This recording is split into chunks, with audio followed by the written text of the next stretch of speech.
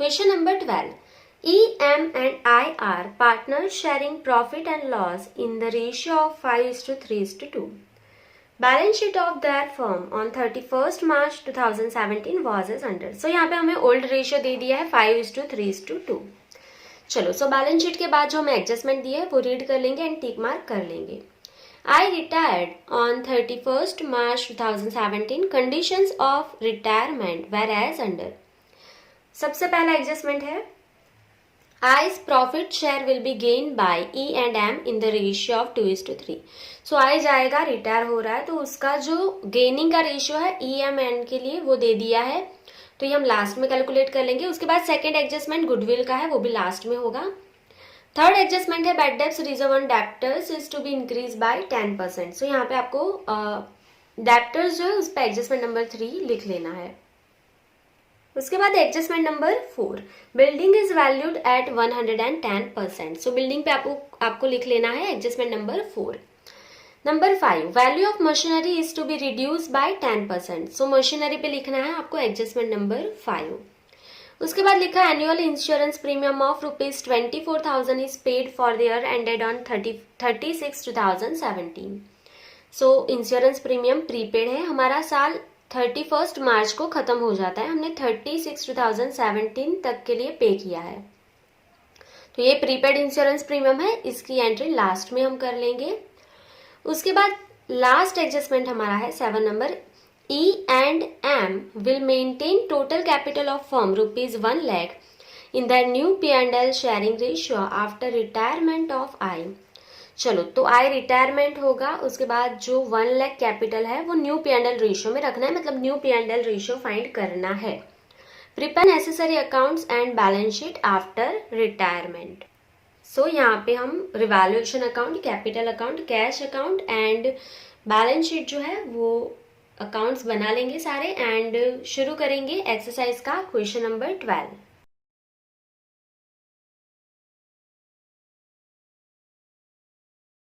सो यहाँ पे हमने अकाउंट्स ड्रॉ कर लिए हैं, revaluation account, capital account, cash account and balance sheet after retirement. So यहाँ पे हमने स्टार नहीं किया है तो कर लेंगे, जो भी हमें डिफर रेवेन्यू एक्सपेंसेस, जो भी एक्यूमुलेटेड रिजर्व एंड जो भी गुडविल है रिटर्न ऑफ करनी है, ओल्ड गुडविल, उस पर स्टार कर लेंगे. सो लायबिलिटीज साइड देख लो, सबसे पहले रिजर्व फंड आपको दिया है. सो रिजर्व फंड पे आप देखोगे कोई भी एडजस्टमेंट नहीं है. क्लियर? तो ये रिजर्व फंड कौन ले लेगा? ओल्ड पार्टनर ओल्ड रेशियो में ले लेंगे. सो रिजर्व फंड पे आपको स्टार कर देना है. उसके बाद वर्कमैन प्रॉफिट शेयरिंग फंड, तो आपको पता है कि वर्कमैन का जो प्रॉफिट होता है वो वर्कमैन का ही होता है, पार्टनर्स नहीं ले सकते उसको. क्लियर? तो उस पर स्टार नहीं करोगे, वो हम नहीं ले सकते. उसके बाद क्रेडिटर्स है, वो हमारी लायबिलिटीज है. एसेट साइड गुडविल नहीं दी है, ओल्ड गुडविल, तो उसको रिटर्न ऑफ नहीं करेंगे. और लास्ट में देख लो कोई भी डिफर रेवेन्यू एक्सपेंस या लॉस नहीं है P&L का, तो बस एक ही स्टार होगा रिजर्व फंड पे. क्लियर? चलिए तो शुरू करेंगे. सबसे पहले कैपिटल अकाउंट्स आपको दिए हैं, सो यहाँ पे हम कैपिटल अकाउंट में बैलेंस लिख लेंगे. बाय बैलेंस ब्रोट डाउन, ई जो है उसका 60,000, एम का 30,000 एंड आई जो है उसका 50,000. टिक कर लोगे, बैलेंस हो गया है. उसके बाद रिजर्व फंड यहीं पे लिखेंगे, सारा जो रिजर्व फंड का पैसा है वो ओल्ड पार्टनर को मिल जाएगा. So by reserve fund, by reserve fund, और उसकी अमाउंट जो है वो 50,000 है. और आपको पता है जो रिजर्व फंड होता है वो ओल्ड रेशियो में हमें डिस्ट्रीब्यूट करना है. सो यहाँ पे हम लिख लेंगे old ratio of E M and I is equals to 5:3:2. Total कितना होगा 10. सो हमारे पास ओल्ड रेशियो अवेलेबल है 5:3:2. सो रिजर्व फंड ओल्ड रेशियो में डिस्ट्रीब्यूट हो जाएगा 5:3:2 में. चलो सो डिस्ट्रीब्यूट कर लेंगे यहाँ पे हम इसको. So 50,000 divided by 10 into 5 is equals to 25,000.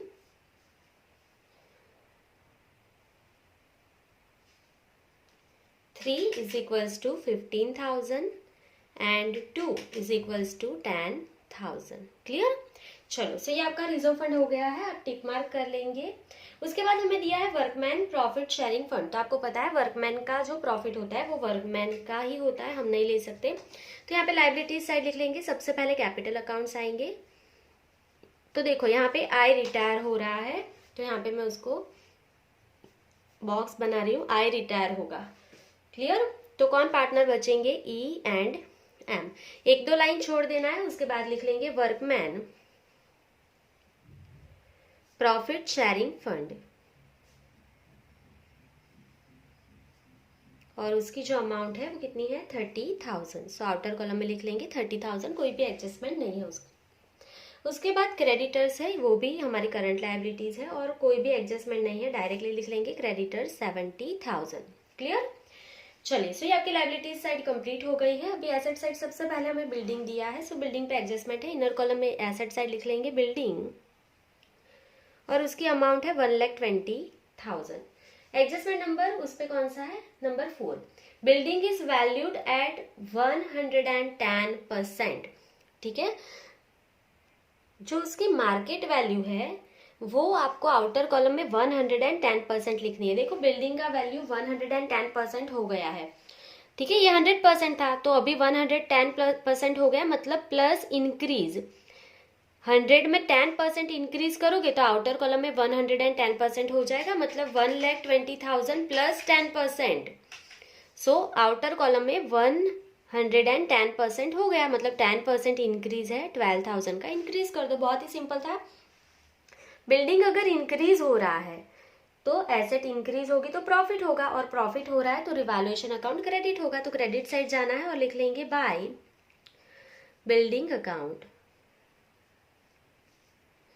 चलो, कितना प्रॉफिट हुआ? 12,000 उसकी वैल्यू इंक्रीज हुई है। चलो, सो ये आपका बिल्डिंग अकाउंट कंप्लीट हो गया है, आप टिक कर लोगे, और एडजस्टमेंट नंबर 4 भी कंप्लीट हो गया है। उसके बाद दिया है हमें मशीनरी, सो उस पर भी एडजस्टमेंट नंबर 5 है। सो इनर कॉलम में लिखेंगे मशीनरी, इनर कॉलम में लिखना है 80,000। उस पर एडजस्टमेंट नंबर 5 दिया है। मशीनरी की जो वैल्यू है it is to be reduced by 10%। आपको 10% कम करना है वैल्यू, सो माइनस कर देंगे, डिक्रीज 10%। 8,000 का 10% क्या होगा? 80,000 का 10%, 8,000 माइनस करोगे तो आउटर कॉलम में 72,000। मशीनरी की वैल्यू डिक्रीज हुई है तो हमें लॉस हो गया है, तो रिवैल्यूएशन अकाउंट में डेबिट साइड लिख लेंगे टू मशीनरी अकाउंट। चलो, कितना लॉस हो गया है? 8,000। क्लियर? चलो, सो ये आपका एडजस्टमेंट नंबर 5 हो गया, मशीनरी अकाउंट हो गया, टिक मार्क कर लो। उसके बाद स्टॉक दिया है, स्टॉक हमारी करंट एसेट है, एसेट साइड लिख लेंगे, कोई भी एडजस्टमेंट नहीं है, आउटर कॉलम में लिख लेंगे 30,000। उसके बाद डेप्टर्स दिया है, सो एडजस्टमेंट है, इनर कॉलम में लिखेंगे। सो डेप्टर्स जो है 40,000 है। उस पर एडजस्टमेंट नंबर 3 दिया है हमें, bad debts reserve on debtors is to be increased by 10%। Debtors जो है उस पे बीडीआर इंक्रीज्ड बाय 10%। डेप्टर्स पे 10% बीडीआर नहीं कैलकुलेट करना है, जो बीडीआर है ऑलरेडी है कितनी? 2,000, उसमें 10% इंक्रीज करना है। किसका 10%? 40,000 का 10%। 40,000 का 10% इंक्रीज करो। कितना इंक्रीज करो? 4,000। देखो यहाँ पे अच्छे से लर्न रखना है, 4,000 मत लिख देना। BDR इंक्रीज्ड बाय 10%, मतलब जो ऑलरेडी है उसमें 10% और ऐड करो। सो 4,000 प्लस 2,000 आप माइनस कितना करोगे? 6,000 माइनस करोगे तो आउटर कॉलम में कितना जाएगा? 34,000। तो देखो 2,000 तो ऑलरेडी था, 4,000 ज्यादा लॉस हो गया ना। लॉस हो गया तो रिवैल्यूएशन में क्या? डेबिट हो जाएगा। सो 2 बैड डेब्ट्स रिजर्व अकाउंट, कितना ज्यादा लॉस हुआ? 2,000 तो था ही, 4,000 और आपने रिजर्व रखी। क्लियर? तो ये हो गया आपका एडजस्टमेंट नंबर 3 कंप्लीट। उसके बाद आपको कैश दिया है, सो कैश के लिए हमने कैश अकाउंट बनाया है। सो यहाँ पे हम लिख लेंगे टू बैलेंस ब्रोट डाउन 22,000। तो यहाँ पे आपकी एसेट साइड कंप्लीट हो गई है, लायबिलिटी साइड भी पूरी कंप्लीट हो गई है। चलो, अभी हमें सारे एडजस्टमेंट की एंट्री करनी है यहाँ पे। तो एडजस्टमेंट के लिए कौन सा एडजस्टमेंट बाकी है? सबसे पहले adjustment number 1, E's profit share will be gain by E and M in the ratio of 2:3। तो आई रिटायर हो रहा है, उसका जो भी गेन है वो किसको मिलेगा? 2:3 में ई एंड एम को मिलने वाला है। सो ये बहुत बार मैंने आपको सिखाया है, आप पार्ट 1 ही इस वीडियो का पार्ट 1 एंड 2 अच्छे से देख लो तो आपको समझ में आ जाएगा कि करना क्या है। तो वर्किंग नोट्स कैलकुलेट करके न्यू शेयर जो है वो फाइंड कर लेंगे पहले। तो यहाँ पे हम लिख लेंगे गेन का ratio, gain ratio is equals to, चलो E एंड M को 2:3 में मिलेगा, E एंड M को 2:3 में मिलेगा, मतलब 2:3 इज अवर गेन रेशियो। पर न्यू रेशियो के लिए गेन रेशियो नहीं चाहिए, हमें गेन का शेयर चाहिए। ये आपको अच्छे से पता है, हमें न्यू रेशियो फाइंड करना है। सो क्या है formula, new ratio is equals to, new ratio का फॉर्मूला, उसमें गेन रेशियो नहीं आता है, गेन का शेयर आता है। So new ratio is equals to old share plus gain, bracket में लिख रही हूं मैं शेयर, गेन रेशियो काम नहीं आएगा, शेयर चाहिए। सो आपको E एंड M का न्यू रेशियो चाहिए, तो आप यहाँ पे स्टेप छोड़ देंगे, वेर गेन का शेयर फाइंड करना है ना, गेन का शेयर वो कैसे मिलेगा, तो बहुत सिंपल है। आई रिटायर हो रहा है तो उसका शेयर कितना है, यहाँ पे मैंने आई के ऊपर बॉक्स बनाया ही था, आई यहाँ पे लास्ट पे है, तो आई का शेयर कितना है 2/10, तो यहाँ पे गेन शेयर कैसे मिलेगा, आई रिटायर हो रहा है उसका शेयर 2/10 है। आई अपना शेयर दो लोगों को देके जाएगा, एम ई को एंड एम को, ई को देके जाएगा और एम को देके जाएगा, ठीक है। सो आई का शेयर 2/10 है, उसमें से E को मिलेगा 2/5, देखो यहाँ पे लिखा है 2 E को मिलेगा, 3 M को मिलेगा। सो 2/5 E को मिल रहा है, और 2/10 में से M को कितना मिलेगा 3/5, सिर्फ मल्टीप्लाई कर रहे हैं, 2 2 जा 4/50 एंड 3 2 जा 6/50। सो आपका गेन का शेयर आपको मिल गया, तो न्यू रेशियो फाइंड कर लो, ठीक है। गेन का शेयर मिल गया तो आप अभी क्या फाइंड कर सकते हो, न्यू रेशियो फाइंड कर सकते हो। 2:3 नहीं लिखना है, 4/50 6/50 आपको काम आएगा यहाँ पे। चलो, सो ओल्ड रेशियो क्या है आपका, ओल्ड शेयर E का 5/10 प्लस उसका गेन शेयर 4/50, तो 10 के टेबल में 50 का आएगा, 10 5 जा 50, 5 5 जा 25 plus 4/50 is equals to 29/50, clear. चलो सेम वे में M का फाइंड करेंगे, M का ओल्ड शेयर 3/10 प्लस उसका गेन शेयर 6/50, अगेन 5 इंटू 10 करोगे तो 50 हो जाएगा, 5 3 जा 15 प्लस 6/50, आंसर इज 21/50। तो आपको न्यू रेशियो मिल गया यहाँ पे। सो यहाँ पे हम लिख रहे हैं therefore new ratio is equals to 29:21, new ratio आपको मिल गया 29:21, क्लियर।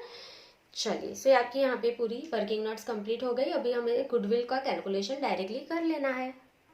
सो एडजस्टमेंट नंबर 2 में दिया है वैल्यू, गुडविल का जो वैल्यू है वो 1 लाख है। सो टोटल गुडविल हमें दे दी है, सो यहाँ पे हम लिख रहे हैं adjustment number 2, total goodwill is equals to 1 lakh, total goodwill 1 lakh है। उसमें से रिटायर कौन हो रहा है, यहाँ पे हमने बॉक्स बनाया है, आई रिटायर हो रहा है, तो उसका शेयर का गुडविल हमको लिखना पड़ेगा। सो आईज शेयर इन गुडविल,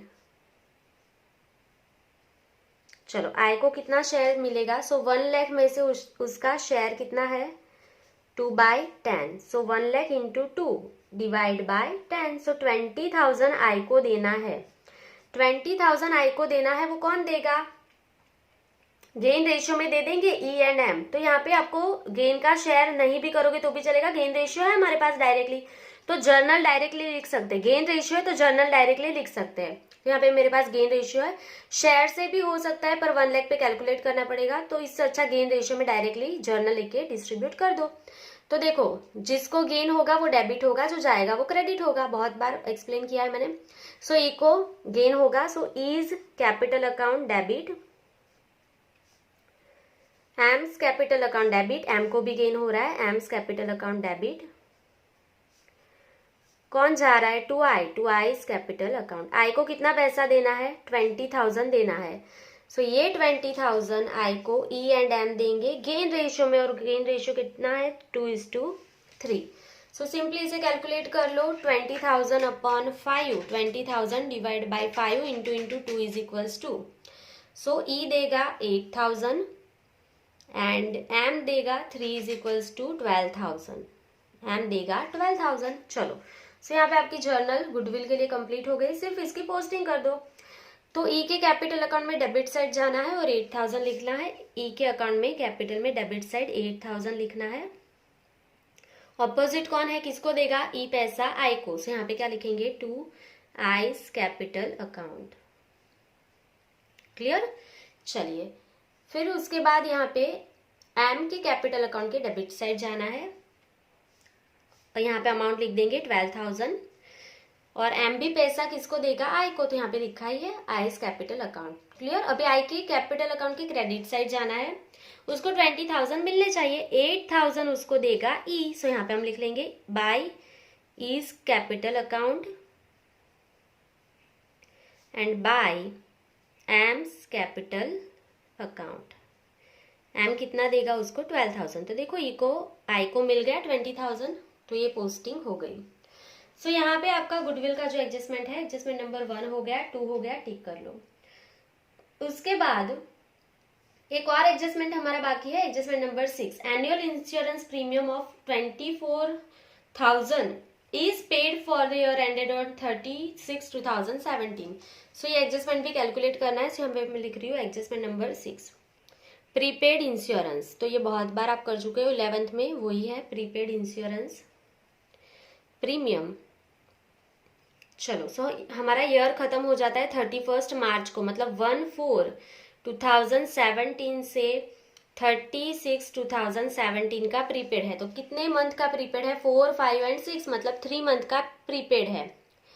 तो अगर 12 मंथ का, अगर 12 मंथ है तो इंश्योरेंस प्रीमियम की अमाउंट कितनी है, 24,000 है। तो 3 मंथ के लिए कितना एडवांस पे किया होगा, सो 24,000 into 3 divided by 12, so answer is 6,000। 24,000 into 3 by 12, मतलब प्रीपेड इंश्योरेंस प्रीमियम कितना है, 6,000 रुपीज। तो आपको इसकी डबल एंट्री आती है, मैं यहाँ पे वर्किंग नोट्स में नहीं दिखा रही हूँ। प्रीपेड इंश्योरेंस प्रीमियम है, मतलब हमारे लिए एसेट है, एसेट है तो यहाँ पे एसेट में लास्ट में लिख लेंगे इसको।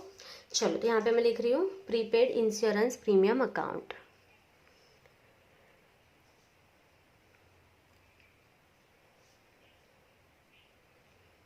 और अमाउंट कितनी है उसकी, 6,000। चलो इंश्योरेंस प्रीमियम पहले से पे कर दोगे तो आपके लिए प्रॉफिट है, तो यहाँ पे क्रेडिट साइड, तो बाय प्रीपेड इंश्योरेंस प्रीमियम।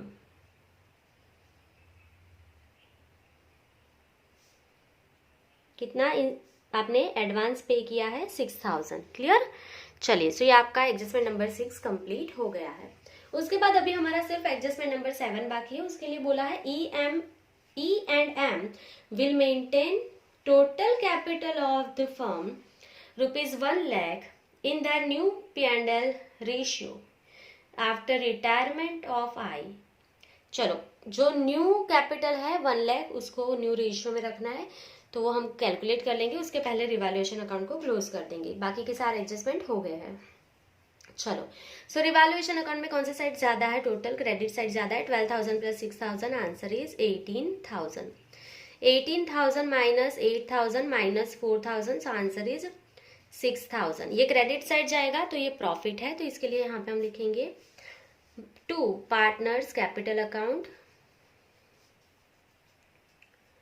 और प्रॉफिट जो है वो ओल्ड रेशियो में डिस्ट्रीब्यूट होता है, प्रॉफिट या लॉस 5:3:2 में डिस्ट्रीब्यूट कर दो ई, एम एंड आई को।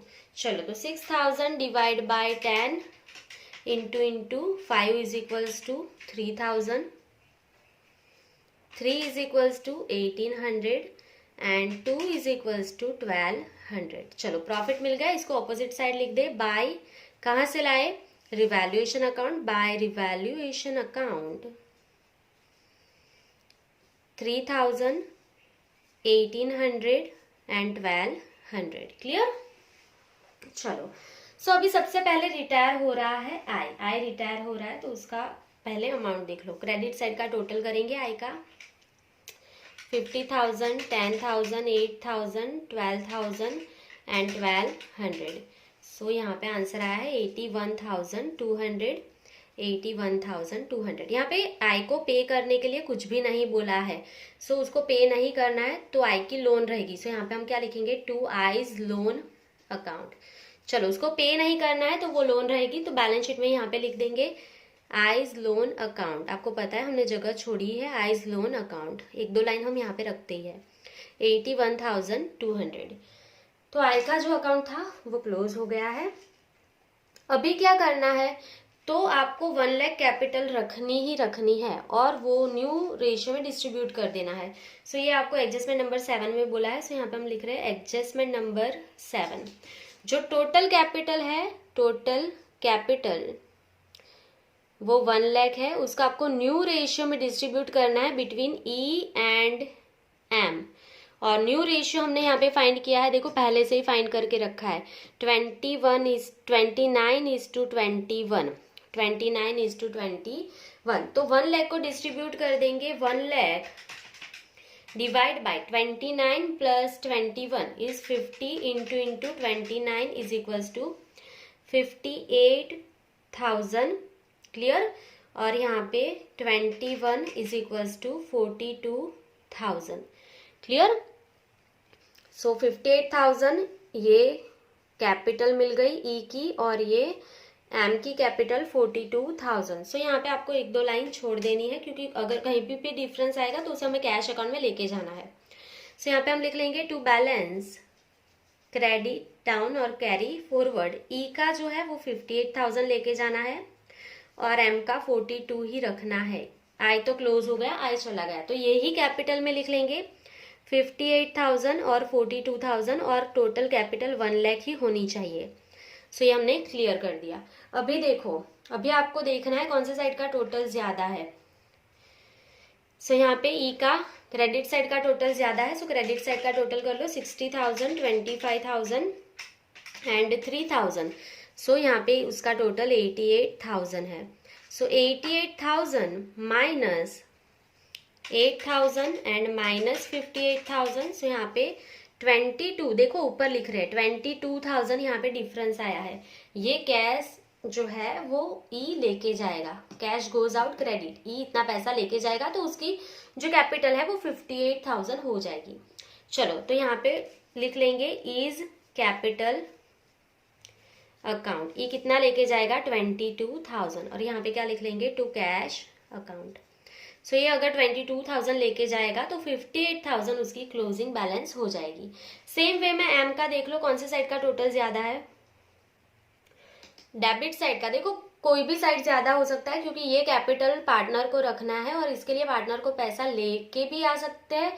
ज्यादा है तो वो ले जाएगा, अगर कम है तो उसको लेके भी आना पड़ेगा। तो देखो एम का डेबिट साइड का ज्यादा हो रहा है। सो 42,000 प्लस 12,000 आंसर इज 54,000।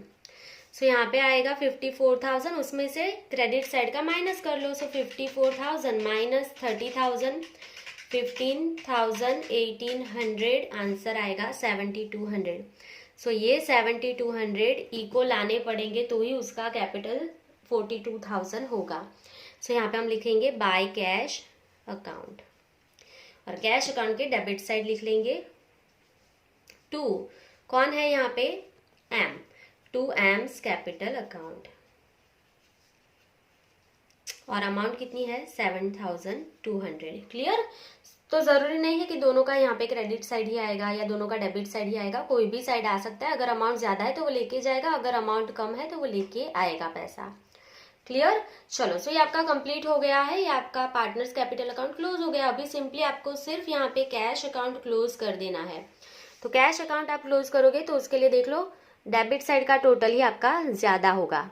चलो, तो कर लेंगे टोटल 22,000 प्लस 7,200 इज 29,200, 29,200। उसमें से माइनस करेंगे 29,200 माइनस 22,000। सो आंसर क्या आएगा 7,200। सो यहाँ पे हम लिख लेंगे by balance carry forward. Clear. तो यहाँ पे लिख लेंगे कैश अकाउंट 7,200। क्लियर। सो ये आपका कैश अकाउंट भी कंप्लीट हो गया है, और अभी हम सिर्फ बैलेंस शीट को क्लोज करेंगे यहाँ पे। चलो, सो सबसे पहले कैपिटल तो हमने लिख ली है, कैश भी लिख ली है। सो लायबिलिटी साइड का टोटल कर लेंगे 1,81,200, 30,000 एंड 70,000। सो यहाँ पे आपका बैलेंस शीट का आंसर आया 2,81,200, लिख लेंगे 2,81,200। एसेट साइड पे चेक कर लेंगे 1,32,000, 72,000, 30,000, 34,000, 6,000, 7,200. So answer is 2,81,200. क्लियर? सो ये आपका एक्सरसाइज का क्वेश्चन नंबर 12 कंप्लीट हो गया है। आई होप कि आपको पूरा समझ में आ गया है, आपको कोई भी डाउट नहीं होगा। अगर आपको कोई भी डाउट है तो कमेंट सेक्शन में कमेंट कर सकते हो। Thank you for watching, keep learning.